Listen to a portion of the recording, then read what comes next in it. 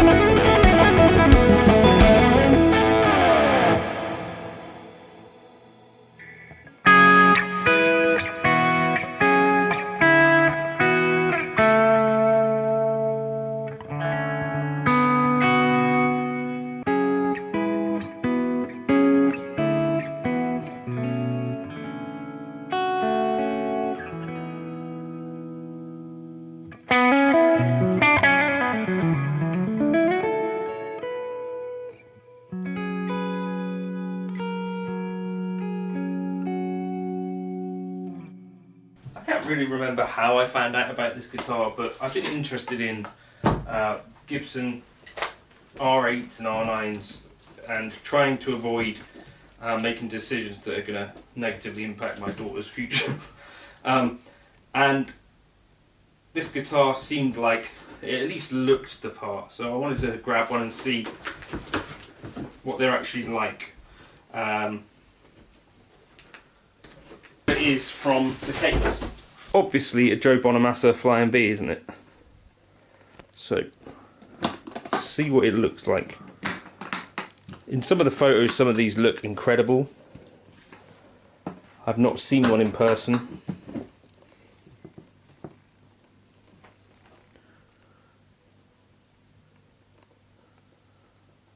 Okay, that looks pretty good. So, is it just a looks thing? Looks a little bit cheaper. The back side.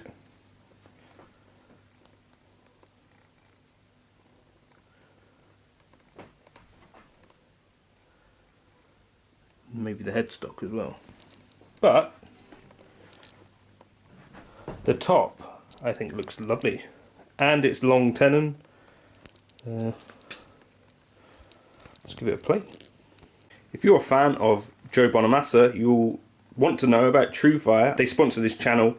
They've actually got courses from Joe Bonamassa on TrueFire, and in that he talks about some of his gear that he takes to the shoot. He also demonstrates some tunes. I think there's a bunch of tunes on there, and he sort of plays rhythm guitar for them, and there's tab for all that, and lead guitar, there's tab for that as well. I think it would be a great resource for a Joe Bonamassa fan, or you know, people that are interested in his playing and that style of kind of heavier sort of blues.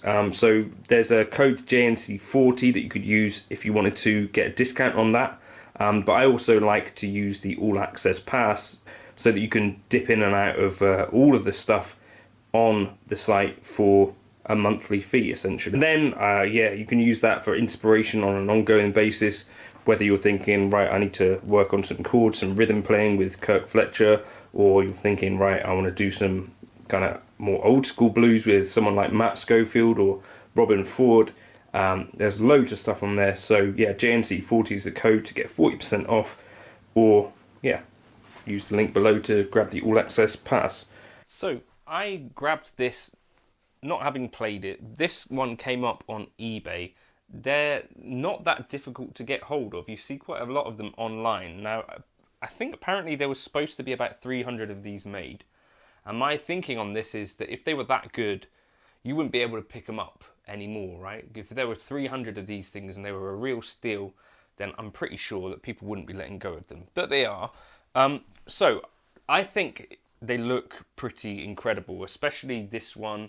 I'm pretty sure they're a veneer. It's not, as far as I know, a nitro finish, but it does have this lovely sort of old matte kind of texture to it. Now, some of the standards, the custom shop R8s and R9s have this fairly kind of plasticky finish to my eyes, looking, having seen some of them in person. The Murphy Lab stuff looks really, really amazing. But this at least looks, I think, different to a standard. Sort of, yeah, it's kind of got some vibe to it. The previous owner actually upgraded this with bare knuckle mules, and I think this is some aged Faber hardware. I mean, so my initial impression of it, it came in at about £9 and 6 ounces, which is not a lightweight Les Paul, but it's not as heavy as they can get. The neck seems to me to be a little bit flatter than the 50s radius on my Les Paul standard. It plays really quite well. I'm not blown away by it yet, but I'm having a feeling that this might grow on me. The Les Paul that I got downstairs, it turned out to be a grower, if not a shower. But yeah, so I'm sort of a little bit on the fence about them, because people are asking fairly large prices for them now. So this was like £950, but if you take away the upgrades, then I'm pretty sure that I could get, you know, about 150 or so pounds for those pickups. Not that I have the original parts anyway, but you get what I mean. Like, the upgrades in it probably make it worth the upcharge that I paid based on what the original was. I think the original was around £800. Again, kind of expensive for an Epiphone. They're not hugely different as far as I'm aware from the 59 series. I think they do have better finishes though, or better looking finishes. Although Andertons, I believe, make a 59 in this kind of colour as well. Or they have an exclusive 59. So maybe that would be worth a shout as well. But good fretwork, plays really nicely. Not the heaviest Les Paul ever, which is a good thing. The back of it, I think, is where you kind of spot that things weren't necessarily, I don't know, super expensive. It kind of can look, I think, a little bit cheaper. And the back of the headstock in particular, you know, so relative to an R8 or an R9, I don't think it necessarily looks quite the part up close, but it is really quite well made. The binding has some kind of tooling marks and stuff, but in general, a pretty nice guitar, I think. I don't know if you've tried one of these boys, presumably there's a bunch of people out there that do have them.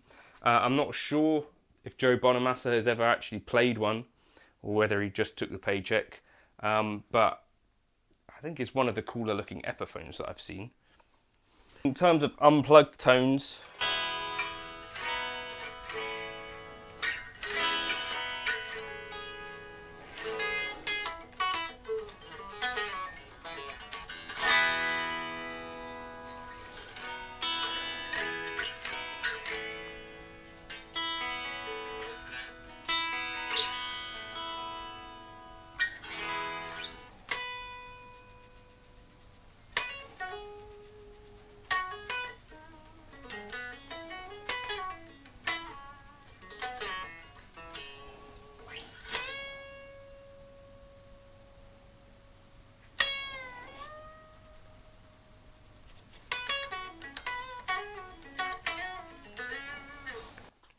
it's got plenty of brightness to it. Still in the kind of, I've only played this for about an hour so far phase, so not really got any massive takeaways for you yet.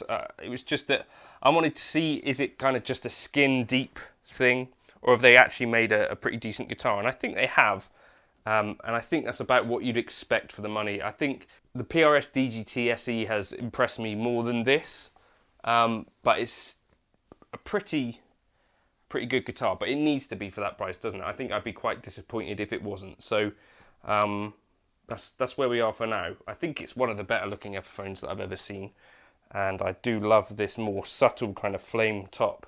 It's kind of got a cool vibe to it, that kind of curly maple that you would see on some of the posh kind of R8s and R9s and stuff. It's just a bit different to the more uniform flame that you see on the actual standards and stuff, which, I don't know, it's slightly weird to me that they go that way, but it is what it is. Let me know your thoughts, if you would.